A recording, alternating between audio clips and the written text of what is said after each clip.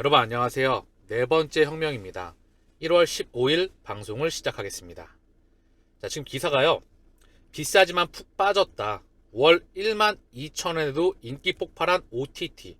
여러분들도 넷플릭스나 기타 등등의 OTT 프로그램을 이용하고 계시지 않으신가요? 그쵸? 월 12,000원.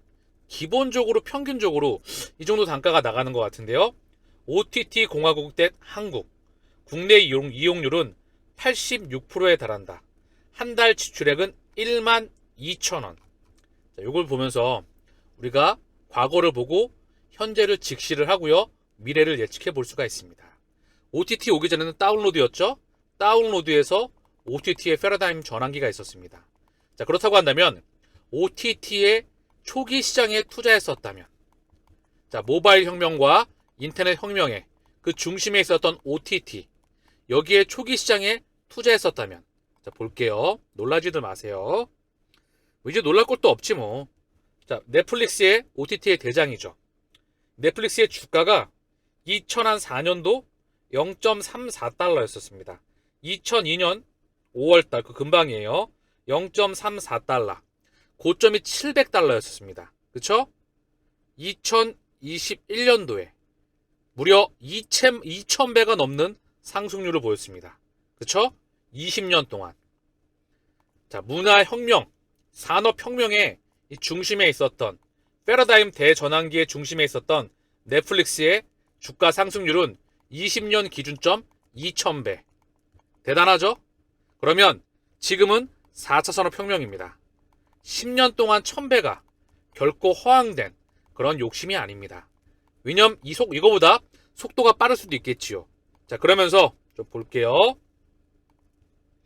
애플 대 마이크로소프트 왕자의 게임. 미국 뉴욕 증시에서 시가총액 분석이 시작된 것은 1926년이다. 이후 98년, 약 100년 동안 미국 증시에서 단 하루만이라도 시가총액 1위를 차지한 기업은 10개에 불과하다. 10여 개. 먼저 에디슨이 설립한 제너럴 일렉트릭, 그 다음 자동차 제조업체 제너럴 모터스, 세계 최대 석유 메이저 엑슨모빌, 화학회사 두폰, 세계 최대 담배회사 알트리아, 통신기업 AT&T, 그리고 월마트, IBM, 마이크로소프트, 애플, 시스코, 알파벳, 아마존 등이다. 미국 시총 1위 기업의 바통 터치는 글로벌 산업 트렌드와 맥을 같이 했다. 닷컴 버블이 꺼진 2001년 미국 증시 대장주 자리는 GE가 차지했다. 2000년대 중반 유가가 100달러로 넘는 고유가 시대가 돌아오면서 패권은 석유 자원주로 넘어갔다. 엑슨모빌은 2006년부터 11년까지 황제주 자리를 지켰다. 엑슨모빌의 독주를 저지한 기업은 지금의 바로 애플입니다. 2007년 모바일, 스마트폰 시대를 연 애플은 아이폰 혁명이었죠. 스티브 잡스가 세상을 떠난 이듬해인 2012년 왕자에 오르면서 빅테크 시대의 서막을 알렸다. 자, 그러면서 1999년 한국 증시 대장주에 등극한 삼성전자가 세계 10위 시총에 든 유일한 한 해이기도 하다. 애플은 작년까지 딱 한 차례를 제외하곤 시총 세계 1위를 놓은 적이 없다. 2018년 마이크로소프트가 애플의 질주에 제동을 건 적이 있는데 올해 들어서 애플과 마이크로소프트 간의 세계의 라이벌이 재현되고 있다. 마이크로소프트는 세계 증시에서 가장 기라성 같은 종목이다. 자본금 1,500달러로 시작해 상장 9년 만에 세계 시총 10위에 진입한 뒤 1998년에서 2000년 정상에 올랐으며 그 뒤로 한 번도 톱10 자리를 벗어난 적이 없다. 애플과 마이크로소프트의 왕자 전쟁은 단순한 기록 경쟁을 넘어서 미래 산업의 주도권 쟁탈전의 의미가 있다. 모바일, 스마트폰 시대의 혁신의 총알을 취함받던 애플마저 소프트웨어 매출 기반이 약하다는 평가가 나오도록 만든 게 AI, 인공지능 격변이다. 세계 시총 12기업 중 AI 전쟁에 직접적으로 얽히지 않은 기업은 사우디 아람코와 버크셔 웨스의 단 2곳뿐이다. 자, 여기서 우리가 지켜볼 말이 뭘까요? 애플과 마이크로소프트의 왕자의 게임, 이 내면에 담긴 의미는 뭘까요? 다음 문명의 대장이 누구냐? 저는 이제 기업에서, 주가에서 찾는 게 아닙니다. 어디서 찾는다? 바로 코인에서 찾습니다. 마이크로소프트의 주인이나 애플의 주인이나 그들의 뿌리는 같습니다. 이들의 뿌리가 이쪽으로 이동해 가고 있다는 것. 지난 문명의 대장이었던 이들의 에너지가 빅테크, 지난 문명을 호령해 왔습니다. 빵이라고 하죠. 페이스북, 자, 메타이죠. 애플, 마이크로소프트, 구글, 아마존, 자, 마가라고 하죠. 여기에 테슬라, 마이크로소프트가 같이 겹치게 되면서 넷플릭스와 함께 이들의 에너지 공존해 나가면서 거대 문명을 바꿔나가고 있는 겁니다. 자, 시가총액, 한국 증시도 마찬가지죠. 한국의 중후장대산업의 역사, 1970년대에 시가총액 1위부터 10위, 80년대, 90년대, 2000년대, 2010년대, 2020년대 산업의 변화를 보면 그 문명의 패러다임을 볼 수가 있습니다. 지금은 산업혁명이라고 합니다. 거대 패러다임의 전환기에 있죠. 제가 방송을 시작하면서 넷플릭스의 주가가 20년 동안 2000배가 갔다는 것을 말씀을 드렸습니다. 그렇다고 한다면 코인 시장, 가상자산 시장은 이제 비트코인 현물 ETF, 대패러다임 전환기에 있고 비트코인 현물 ETF에서 이더리움 현물 ETF, 쏟아지는 알트코인들의 현물 ETF는 결국 자산 토크나 혁명의 시작이다. 이거의 디딤돌이다. 블랙록의 레리 푸크가 분명히 우리에게 가이드라인을 주었습니다. 그러면 이 시장은 폭발적으로 커지겠죠. 빠질 때마다 개수를 모아가시길 바랍니다. 다만 시나리오 1 기반 아래서 시나리오 2는 지금처럼 넷플릭스 기준으로 해서 20년 동안 2000배, 자 10년 동안 1000배 기준점으로 보시죠. 20년 동안 2000배가 훌쩍 넘어갈 수도 있습니다. 왜냐하면 이거는 통화 문명과 금융 시스템과 거대 패러다임 모든 것들이 바뀌는 혁명 구간에 있기 때문입니다.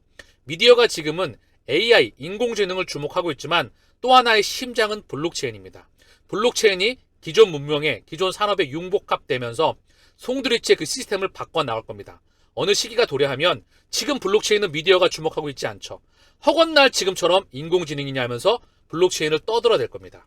코인이 왔다, 어떤 코인이 좋다, 어떤 코인에 지금 가치가 입혀진다, 그리고 여기에 통제되는 시스템이 도래한다.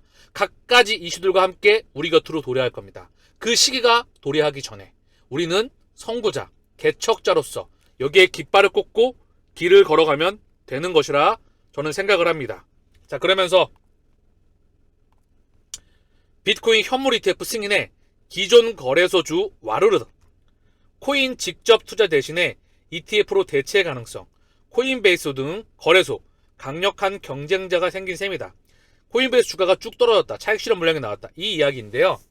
뭐 코인 관련 주가가 떨어졌다. 이 이야기를 합니다. 저는 이거를 필터링합니다. 비트코인과 가상자산과 함께 코인 관련 주식은 함께 동행해 왔죠. 자, 코인 시장도 지금 차익 실현 물량이 나와서 일정 구간 박스권을 지나고 있습니다. 하나씩 볼까요? 라이어 플랫폼스. 자, 얘를 일봉으로 볼게요. 차익 실현 물량이 강하게 나왔죠? 그쵸? 그리고 매러선 디지털 홀딩스. 얘도 차익 실현 물량이 아주 강하게 나왔습니다. 그쵸? 자, 그리고 사이퍼 마이닝. 아주 강하게 나왔습니다. 최근에. 라이어 플랫폼스. 얘도 차익 실현 물량이 정말 강하게 나왔죠. 최근 들어서. 그쵸? 엄청나게 강하게 나왔습니다. 그래서 코인 관련 주식은 정리를 하면 코인 가격과 가상자산에 대한 시가총액 파이와 어느 기준점까지 연동돼서 움직일 확률이 높습니다. 왜냐하면 얼마 전에 800% 이상 상승이 나왔다. 그 이야기가 나왔죠? 기대감으로 버블이 형성됐으니까 그 버블이 꺼지고 있는 과정입니다. 또 그 물량을 소화해서 그 기업들은 차근차근 성장해 나갔죠. 그리고 결국 기업이 성장해 나가면 시가총액도 따라오기 마련입니다. 이걸 코인에 적용을 시키면 펀더멘탈이 상승을 하면 값어치가 상승을 하면 가격은 따라오기 마련이죠. 그리고 이제 회계장부에 도입이 되었죠. 그쵸? 자, 코인베이스의 주식도 잠깐 볼까요? 얘가 한 180달러, 187달러로 찍고 130달러까지 떨어진 거야. 그쵸? 요거 물량 소화하고 갈 겁니다. 자, 그래서 요런 기준점에서 보시면 좋습니다. 이제 응애하고 태어난 시장이다. 다음 문명의 월봉으로 볼까요? 여기 있어. 자, 이렇게 떨어져가지고 429달러 찍고 떨어져가지고 여기 있습니다. 여기서 오르락 내리락 하다가 쭉 계속 갈 겁니다. 10년 플러스 마이너스 알파. 20년을 본다면 얘가 지금 2021년이죠? 이제 3년 지났습니다. 앞으로 17년 뒤에 얘의 주가는 어디에 있을까요? 퀴즈를 내보겠습니다. 130달러인데 과연 얘는 어디에 가 있을까요?